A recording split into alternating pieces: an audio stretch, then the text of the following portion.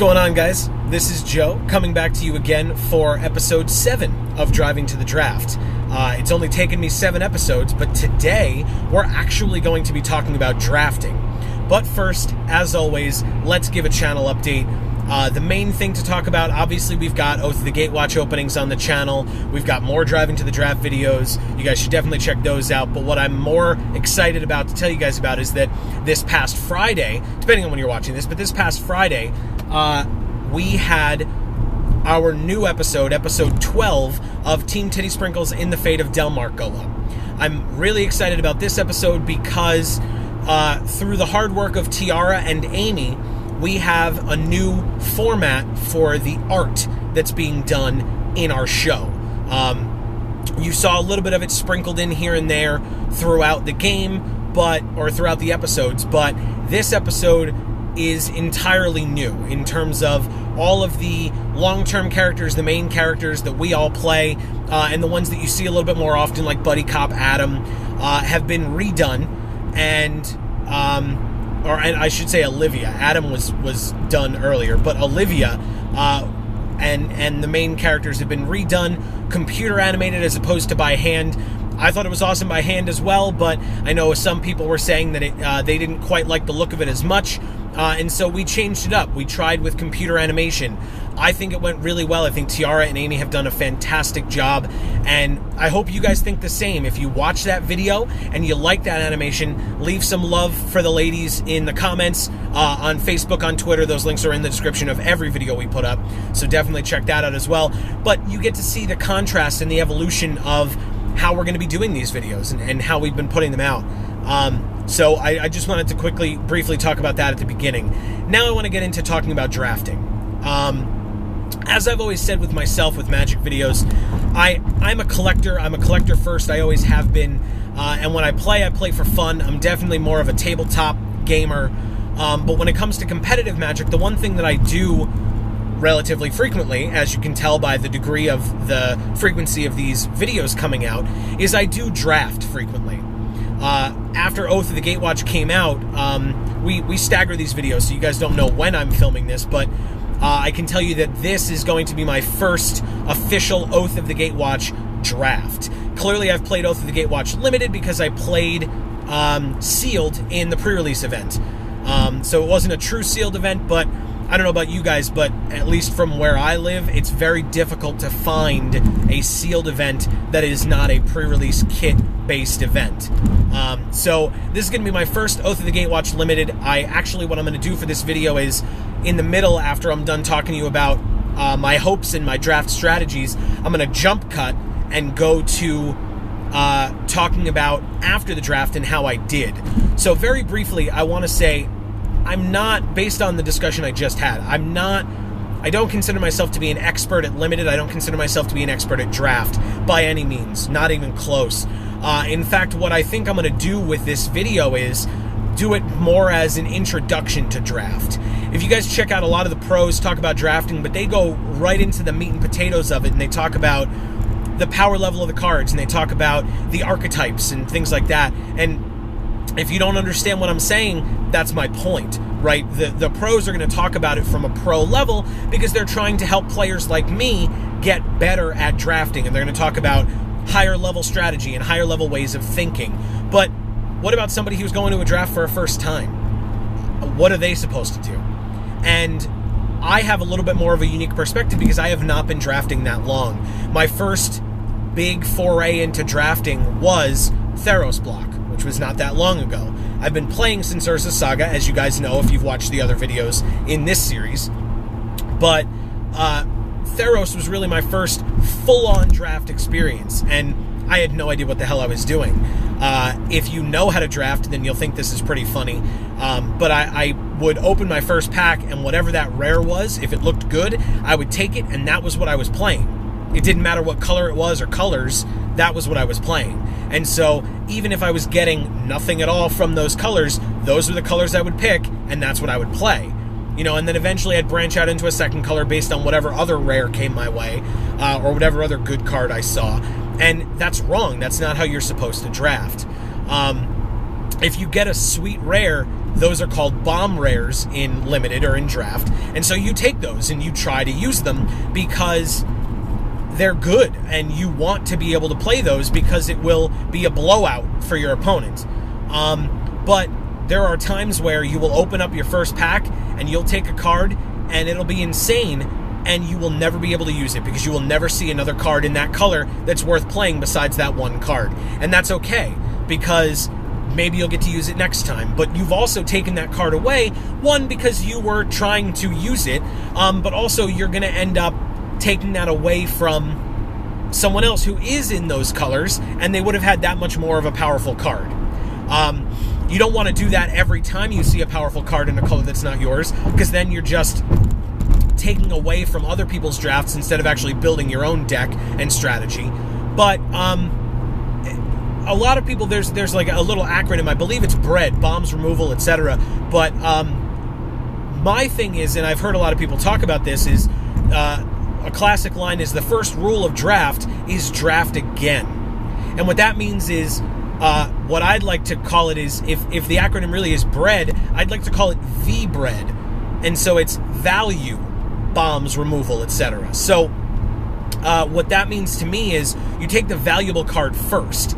And to be honest, that could be anything, but if you have a mythic that's worth a lot of money, or a rare that's worth a lot of money, Matter Reshaper in Oath of the Gatewatch is a really good card. If you open it in pack 3 and you're not in that color, doesn't matter, take it anyway, it's worth some money. But honestly, some of the pros will tell you that's not what you should do, but that's because they are on the pro circuit and they're playing against other professionals, which means they're going to lose if they don't take the exact cards that they need.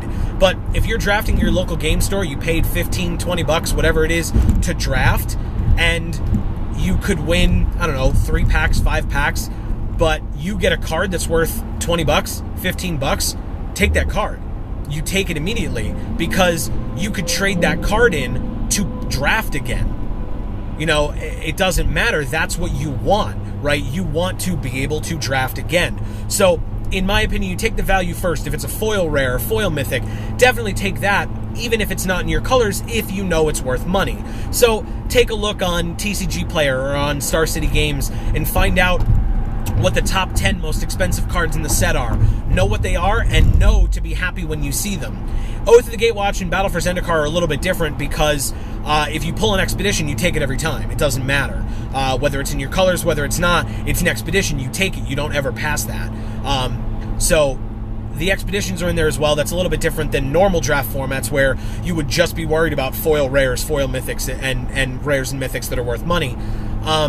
And then after that, one of the big things that I learned and that I think is really important is signaling. And the pros do talk about signaling, but I think it takes a lot more legwork. You know, some people, and this is a good idea, and I'd recommend it if you're looking to build a Magic collection, just go to drafts and stuff, because you're going to get cool cards and you're going to get new cards, and even if you don't win that draft or you don't win any packs, it doesn't matter. It's a good way to start building your collection, as opposed to dropping $100 on a booster box and then looking at it and realizing that you can't play Constructed with it because you don't have the cards you need, and you can't play Limited with it because you have to actually go and play in a limited event. So that's my recommendation for that stuff, is go play in a draft, go play in a sealed event, go play at pre-release, and try out the new cards like everybody else.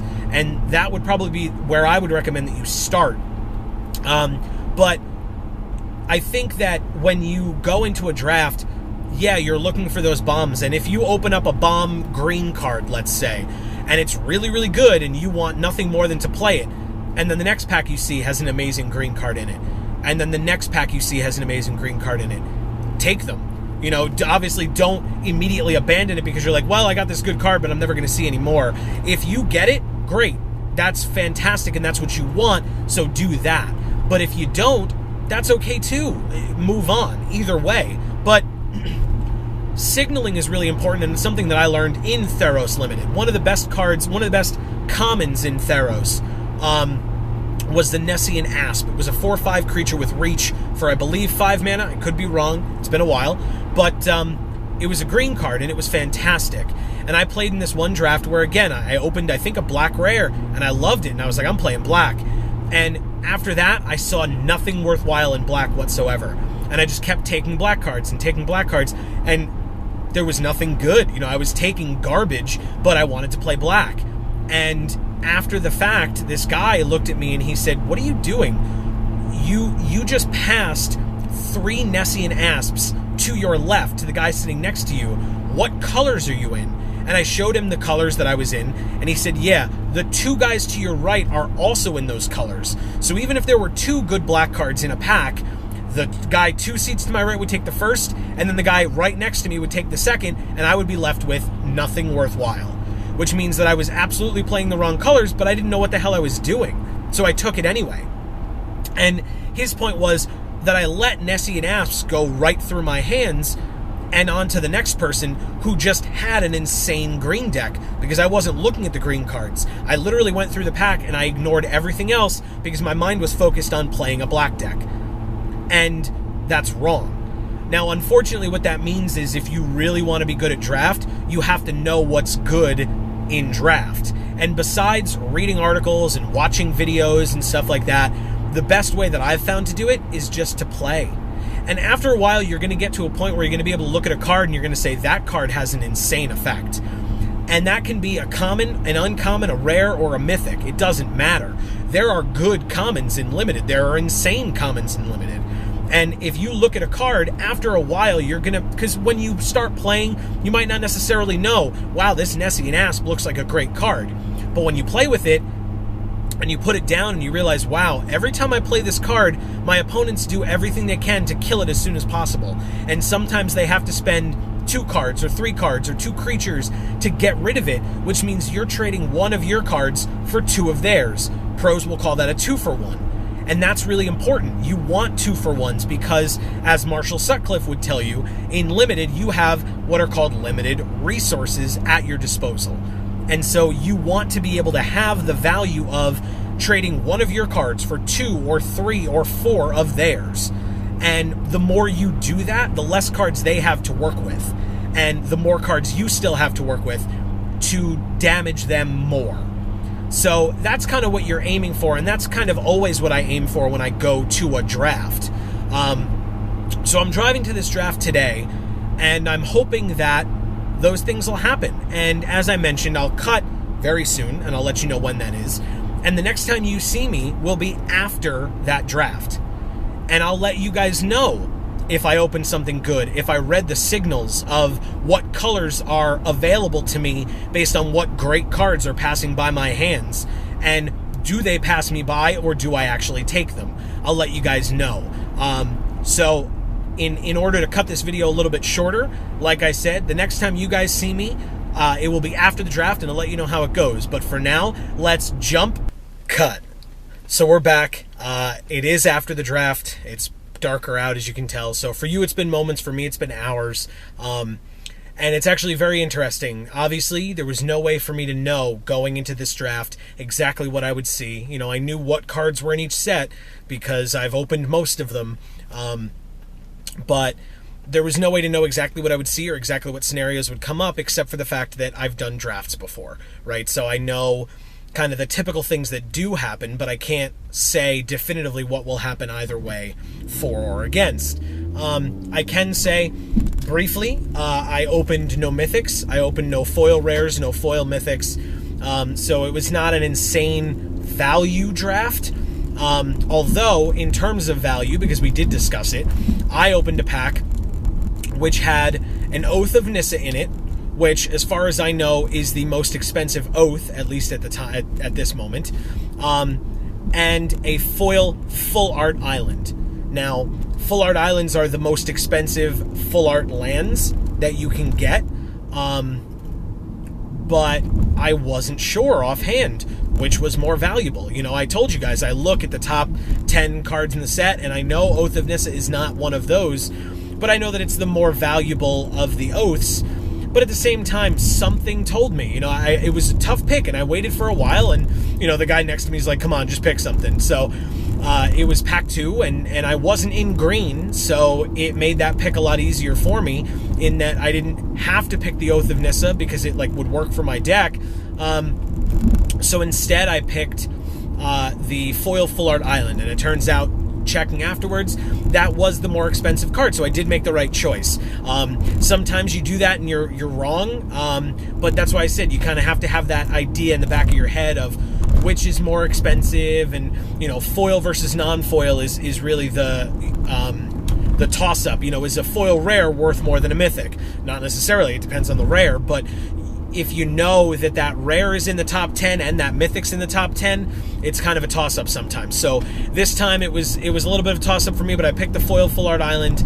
I was actually in part blue in the deck, so I was able to use it in the deck, but it obviously doesn't matter. It's just an island. You get those for free at the draft itself. So the only other thing I will say in terms of what happened for me this time around is I ended up not knowing what card was good, right? I mentioned that earlier as well, and saying that if you don't know how good a card is, then you can't properly, determine whether you should play it or not, or how many, if you should take it early, late, will it come back to you when it goes around the table? And so my pack one, pick one, which means that I wasn't married into any colors yet. It was the first card I was going to pick. My rare was an Eldrazi Displacer, which is a 3/3 for 3, and it's part white. It's 2 generic and a white. And yet it has an activated ability that allows you to blink creatures, which is remove them from, exile them, or remove them from the game, and then bring them back under their owner's control. Now, doing that is important because if you have cards that have enter the battlefield effects, then those effects will trigger again, and they'll happen again, and so that's really important. When I looked at that card, though, I said, I wasn't aware in my head of how many enter the battlefield effects there were. It just wasn't what I was thinking about at that moment. And I looked at it and I said, okay, so it's a 3/3 for 3, which is fine. It does have another ability, but that requires me to have colorless producing lands, which means that I'm now, by taking that card, I'm tailoring the entire rest of my draft to picking cards that can produce that mana. Otherwise, it's just a 3/3 for 3.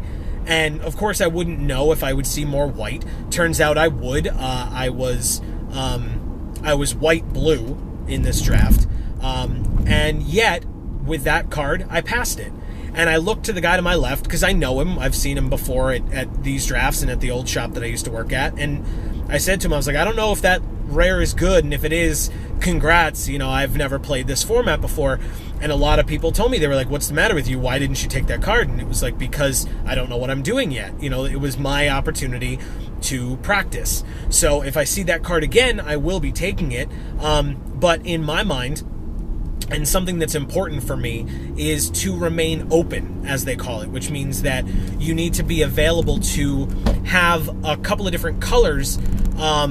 And if you're, you don't necessarily, the more colors you have, the harder it's going to be to get the lands that you need to play those cards. And you're just going to be sitting there with cards in your hand doing nothing, which is unfortunate. It is annoying. So you have to kind of hope that you are going to get the stuff that you need at that point. And so with my first pick, I did not want to be married to 2 different colors. And I use the air quotes because colorless isn't a color clearly, but at the same time, you're still splashing that color. Splashing meaning that your entire deck is not colorless and you're not going to have a ton of colorless lands, but you do need some to activate that ability. Otherwise, it's just a 3/3 for 3, and then why not take something else in the pack, which is the decision that I came to, right? And again, a lot of people who have played this before said that was wrong, that was the wrong decision, and I now know that for the future.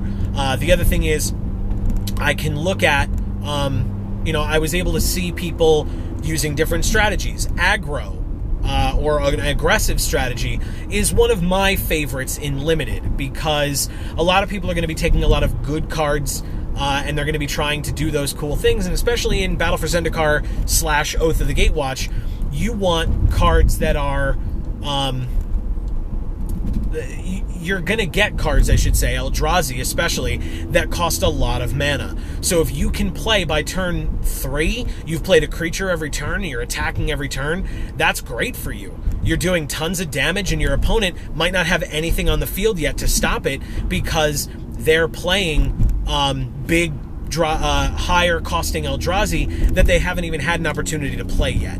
And so that's a little bit better in this format, and in some formats, some draft formats, it's just fast in general. So you're always going to have everybody plays something on turn 1, everybody plays something on turn 2, and then it's more of a fight that way. But sometimes if you are the person who gets those low-costing creatures in an aggro strategy against big Eldrazi, you're gonna be able to beat your opponents very easily because they're not gonna have enough stuff early on in the game to take care of it. And so I saw that, and I didn't see a lot of super synergistic strategies, at least from where I was sitting. I did see a couple of bombs. I did not get any of those,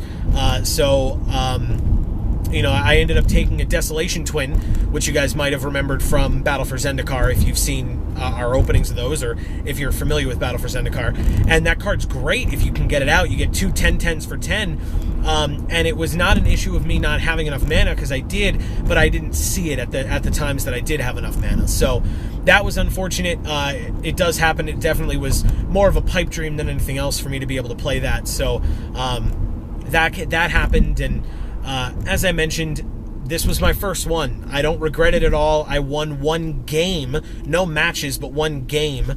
And then I dropped after the second round because there were only 3 rounds, and I wanted to get home and do other things. So I knew I wasn't going to be winning any prize packs. And so for my own value, as we talked about earlier, I decided to save my time and head out. So that was my first foray into Oath of the Gatewatch. I will be back if you guys like this. Let me know in the comments on Facebook, on Twitter. Have you ever played draft before? Are you learning new things? Are you interested in trying draft now? Have you played draft before and you think that I'm an idiot, right? Because I'm saying all this basic stuff. But if you haven't, and this is helpful to you, definitely let me know. I would appreciate it. I'm more than happy to do more of these. There are some things that I didn't mention that, you always kind of think of stuff after the fact, and I don't have anything written down, because if I were trying to look at the camera and look at the road and look at stuff I have written down, then you would see a car accident. So let me know what you guys think.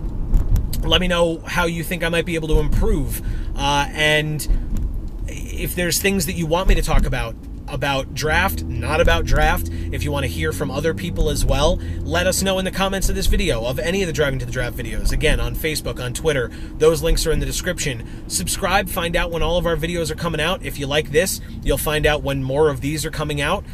Like I said, let us know that you liked it, and we'll keep working on it. And as I always say, guys, in whichever video of ours you watch next, we will see you all next time. Thanks, everybody.